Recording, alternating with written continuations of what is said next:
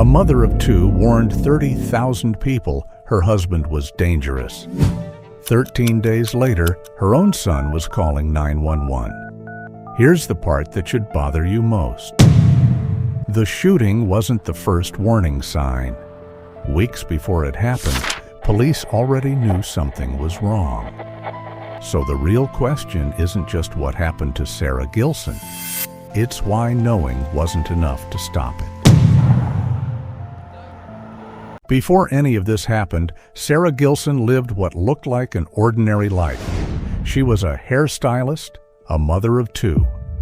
On TikTok, 30,000 people knew her as Mrs. Gilson. Her husband was Jeremiah Duffey. Online, he went by Sean. He coached a youth traveling basketball team. From the outside, it looked like a normal family. That image was about to break, not because of something that happened at home, because of a report filed at an elementary school. June 9th, a youth basketball event. A coach sees something he can't ignore. Duffey touches one of the girls inappropriately. The coach reports it on the spot. The girl and a parent go to police, and investigators find something worse. This wasn't the first time. Similar complaints had followed Duffey before, across state lines, through more than one police department. By the time investigators wanted to talk to him, Duffey was already gone. He fled. For a while, no one knew where. But the next call police made would change everything for Sara. The day after the report, an officer calls Sara directly. He tells her how to file for a protective order. She doesn't wait. On June 10th, a Tulsa County court grants the order. Duffey is legally required to stay 100 yards away. At all times, no exceptions. For a moment, it looks like the system worked. Less than a month later, everything fell apart. July 11th. Sara records a TikTok for her 30,000 followers. She plays along with a trend about preparing for a true crime documentary. Then she says what she really means. In the caption, she writes that she just found out her soon-to-be ex-husband is a pedophile. She adds that she wishes she was joking. The video takes off. Some people cheer her on. Others quietly wonder what a man like that does when he's exposed. 13 days later, they find out. It's 11:16 p.m. on July the 23rd. A 911 dispatcher in Collinsville, Oklahoma, answers a call. On the line, screaming.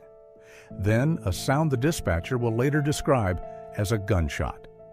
Dispatchers try calling back. No one picks up. Then a second call comes in. Not from an adult. From a boy calling from a neighbor's house. He says his stepfather just shot his mother. Police arrive at the home. They find both Sara Gilson and Jeremiah Duffey dead from gunshot wounds. Investigators believe this was a murder-suicide, but the case doesn't close that neatly. Duffey was a member of the Osage Nation. The school incident happened on tribal land. That meant the molestation case had already been handed to federal authorities for review before he ever faced a courtroom. That means Sara may never get a full legal answer to the accusation she died trying to expose. And as of the most recent reporting, the shooting investigation was still active. Some details remain unconfirmed. The boy who called 911 was taken into protective custody that same night. He was later released to a parent who had no connection to what happened. Sara left behind two children. One of them will carry that phone call for the rest of his life. Go back to the beginning. A mother of two warned 30,000 people her husband was dangerous. Police knew, Sara knew, the court knew, everyone knew, and 13 days later, it was her own son calling 911. That's what makes this case impossible to forget. It wasn't a lack of warning. It was that every warning came too late. If you or someone you know is in an abusive relationship, the National Domestic Violence Hotline is available 24/7 at 1-800-799-7233. Rest in peace, Sara. Stay with us. We cover only real cases based on real events. Subscribe, and we'll see you in the next case.